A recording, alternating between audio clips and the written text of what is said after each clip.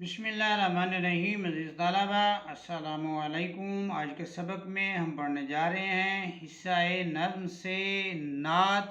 جس کے شاعر کا نام ہے امیر منائی۔ تو آئیے آج کے سبق کا آغاز کرتے ہیں۔ عزیز طلبہ، نعت کا معنی مطلب ہم لیتے ہیں نبی کریم رؤوف الرحیم صلی اللہ علیہ وآلہ وسلم کی تعریف کرنا۔ تو آئیے نعت کا مطلب جو ہے وہ پڑھتے ہیں۔ صبا بے شک آتی مدینے سے تو ہے کہ تجھ میں مدینے کے پھولوں کی بو ہے۔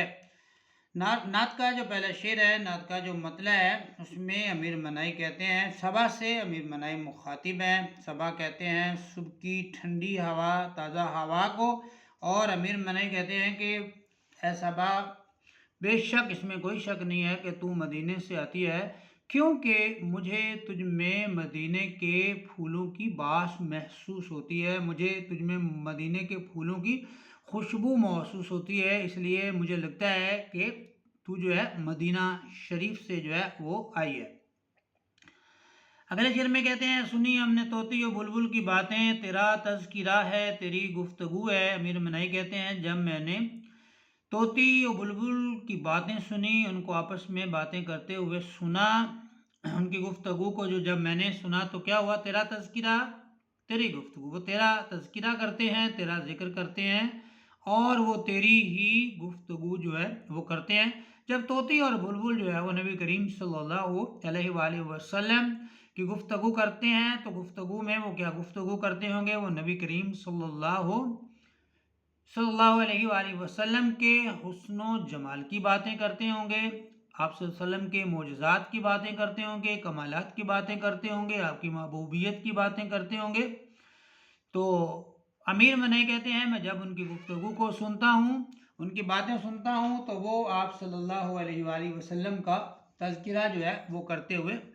دکھائی دیتے ہیں۔ یا نبی جب چھڑے تذکرے حسن کے، میری چشمے تصور میں آپ آ گئے۔ تیسرا جو شعر ہے اس میں جو ہے وہ امیر منائی کہتے ہیں جیوں تیرے در پر مروں تیرے در پر، یہی مجھ کو حسرت یہی آرزو ہے۔ امیر منائی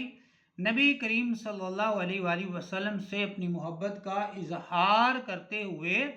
کہتے ہیں کہ میرا دل یہ کرتا ہے کہ میں زندہ رہوں تو آپ صلی اللہ علیہ وآلہ وسلم کے در پر رہوں، اور اگر مجھے موت بھی آئے تو آپ صلی اللہ علیہ وآلہ وسلم کے در پر ہی آئے۔ اور دوسرا مصرع یہی مجھ کو حسرت، میری خواہش اور آرزو تمنا جو ہے وہ یہی ہے کہ میں آپ صلی اللہ علیہ وآلہ وسلم کے در پر ہی اپنی زندگی جو ہے وہ گزار دوں۔ جمے جس طرف آنکھ جلوہ ہے اس کا، جو یکسو ہو دل تو وہی چار سو ہے۔ جمے جس طرف بھی وہ کہتا ہے دیکھتا ہوں تو کیا ہوتا ہے؟ جمے جس طرف آنکھ جلوہ ہے اسی کا نظارہ جو ہے وہ مجھے دکھائی دیتا ہے، مطلب کہ میں جس طرف بھی دیکھتا ہوں تو وہ مجھے، شاعر کہتا ہے کہ نبی کریم صلی اللہ علیہ وآلہ وسلم کا ہی نظارہ جو ہے وہ دکھائی دیتا ہے۔ اور دوسرا مثال جو یکسو ہو دل تو وہی چار سو ہے، یعنی کہ اگر انسان کا دل جو ہے وہ کس طرف لگ جاتا ہے تو پھر اگر مجاز میں لگ جائے تو ہی وہ 24 گھنٹے جو ہے یا ہر وقت جو ہے وہ انہی سوچوں میں، انہی خیالاتوں میں، انہی تصورات میں، اسی گمان میں جو ہے وہ گزار دیتا ہے۔ تو جس کو پھر حقیقی محبت ہو اور پھر اللہ کے محبوب صلی اللہ علیہ وآلہ وسلم سے محبت ہو تو پھر اس کا جو ہے وہ کیا کہنا، کیا حال ہوگا کہ وہ جدھر دیکھتا ہے اسے، کیونکہ ہر چیز کائنات میں آپ صلی اللہ علیہ وآلہ وسلم کے ہونے کی وجہ سے آپ نہ ہوتے، کائنات نہ ہوتی، اور کائنات کے اندر کوئی بھی چیز جو ہے وہ نہ ہوتی، سورج چاند ستارے زمین آسمان جو کچھ بھی ہماری نظر سے گزرتا ہے تو یہ میرے نبی کریم صلی اللہ علیہ وآلہ وسلم کے طفیل ہے، آپ صلی اللہ علیہ وآلہ وسلم کا صدقہ ہے۔ تو اس لیے شاعر کہتا ہے کہ میں جدھر بھی دیکھتا ہوں مجھے میرا گمان، میرا تصور جو ہے وہ آپ کی طرف جو ہے وہ پھر جاتا ہے، کیونکہ یہ ساری چیزیں ہی آپ صلی اللہ علیہ وآلہ وسلم کی وجہ سے ہیں، آپ کے طفیل سے ہیں۔ اگلا شعر ہے کہ تیری راہ میں خاک ہو جاؤں مر کر، تیرے راستے میں وہ کہتا ہے میں مر کر خاک ہو جاؤں، تیرے راستے میں میں مر کر جو ہے وہ مٹی ہو جاؤں، تیری راہ میں خاک ہو جاؤں مر کر، یہی میری حرمت یہی آبرو ہے۔ یہاں پہ جو ہے وہ شعر کی جو تمنا خواہش ہے وہ ذرا دیکھیے گا کہ وہ کہتا ہے کہ میں آپ صلی اللہ علیہ وآلہ وسلم کے راستے پر چلتے چلتے جو ہے وہ خاک ہو جاؤں، یعنی کہ اپنی زندگی جو ہے وہ نبی کریم صلی اللہ علیہ وآلہ وسلم کے بتائے ہوئے احکامات کے مطابق گزارتے گزارتے جو ہے اپنی جو ہے وہ جان جانے آفرین کے سپرد کر دوں، یہی میری، اسی میں ہی اس کو کہتا ہے میری عزت ہے اور اسی میں ہی میری جو ہے وہ شان ہے۔ کیونکہ اگر انسان جو ہے وہ نبی کریم صلی اللہ علیہ وآلہ وسلم کی ذات مبارکہ کے احکامات کے مطابق زندگی گزارے گا تو دنیا میں بھی کامیابی ہے اور آخرت میں بھی کامیابی ہے، یہی انسان کی شان ہے، آن بھی یہی ہے انسان کا، اور آنے کا، دنیا میں آنے کا مقصد بھی یہی ہے۔ تو یہی شاعر کے دل کی تمنا بھی ہمیں جو ہے وہ یہی معلوم جو ہے وہ ہوتی ہے۔ اگلا شعر جو ہے وہ نعت کا ہے کہ یہاں ہے ظہور اور وہاں نور تیرا، مقام میں بھی تو لا مقام میں بھی تو ہے۔ یہاں ہے ظہور، یہاں آپ ظاہر ہوئے ہیں، یہاں دنیا میں آپ تشریف لائیں، اور وہاں نور تیرا، اور وہاں پر جو ہے وہ آپ صلی اللہ علیہ وآلہ وسلم کا جو ہے وہ نور ہے۔ مقام میں بھی تو لا مقام میں بھی تو، ہر جگہ پر جو ہے وہ شاعر امیر منائی کے عقیدے کے مطابق ہر جگہ اسے نبی کریم صلی اللہ علیہ وآلہ وسلم کی ذات کے جلوے نظر آتے ہیں، کیونکہ آقا علیہ السلام خود فرماتے ہیں کہ میں آدم علیہ السلام کی پیدائش سے 14,000 سال پہلے بھی اللہ کے پاس نور تھا۔ تو وہاں آپ امیر منائی کہتے ہیں کہ آپ جو ہے وہ نور کی صورت میں موجود ہیں، یہاں پہ زمین پر جو ہے وہ آپ ظہور کی صورت میں جو ہے وہ موجود ہیں، اور مقام میں بھی تو لا مقام میں بھی تو، ہر جگہ جہاں پر جو ہے وہ ہماری پہنچ رسائی یا جہاں ہم نہیں پہنچ سکتے، جہاں ہمارے تصورات، خیالات، گمانات بھی نہیں پہنچ سکتے، وہاں پر بھی آپ صلی اللہ علیہ وآلہ وسلم جو ہے اور وہ موجود ہیں۔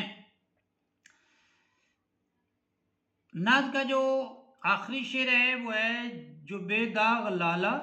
بڑا خوبصورت شعر ہے، سماعت کیجیے گا۔ جو بے خار گل ہے وہ تو ہے، وہ تو ہے، وہ تو ہے، وہ تو ہے۔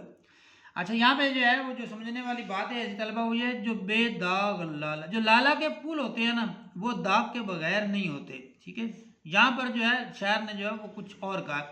اور جو گلاب کا پھول ہے، گل ہے، وہ بغیر کانٹے کے نہیں ہوتا، اس میں خار ہوتا ہے، خار جو ہے کانٹے کو کہتے ہیں۔ لیکن جب شاعر امیر منائی نبی کریم صلی اللہ علیہ وآلہ وسلم سے اپنی محبت و عقیدت کا اظہار کرتے ہوئے دکھائی دیتے ہیں تو وہ کہتے ہیں جو بے داغ لالا، لالا داغ کے بغیر نہیں ہوتا، لیکن یہ ایک ایسا لالا کا پھول اس میں داغ ہے ہی نہیں۔ یعنی کہ اگر آپ نبی کریم صلی اللہ علیہ وآلہ وسلم کی ذات مبارکہ کو اسٹڈی کرتے ہیں، آپ کی سیرت کو جو ہے وہ پڑھتے ہیں، تو آپ کی زندگی میں کہیں پر بھی کوئی جھول، کوئی عیب، کوئی کمی جو ہے وہ دکھائی نہیں دیتی۔ تو اس لیے امیر منائی کہتے ہیں جو بے داغ لالا، جو بے خار گل ہے، تو گل جو ہوتا ہے اس کے ساتھ خار ہوتے ہیں، کانٹے ہوتے ہیں، اور پھر پھول کو توڑتے ہوئے کانٹے جو ہیں وہ تکلیف دیتے ہیں، لیکن آپ صلی اللہ علیہ وآلہ وسلم کی ذات اتنی نفیس، اتنی عظیم ذات ہے کہ آپ صلی اللہ علیہ وآلہ وسلم کی ذات سے کسی کو بھی کوئی تکلیف نہیں پہنچی۔ ایسے آپ جو ہے وہ پھول ہیں جو بے داغ لالا، آپ سمجھ گئے ہوں گے امید ہے، جو بے خار گل ہے، شعر کیا کہتے ہیں، وہ تو ہے، وہ آپ صلی اللہ علیہ وآلہ وسلم کی ذات ہے، وہ آپ صلی اللہ علیہ وآلہ وسلم کی ذات ہے، وہ تو ہے، وہ تو ہے، وہ تو ہے۔ تو اسی طلبہ اس کے ساتھ ہمارا جو ہے آج کا سبق ہوا مکمل، انشاءاللہ ملیں گے ہم اگلے سبق کے ساتھ، تب تک کے لیے اپنا بہت سا خیال رکھیے گا، اللہ حافظ۔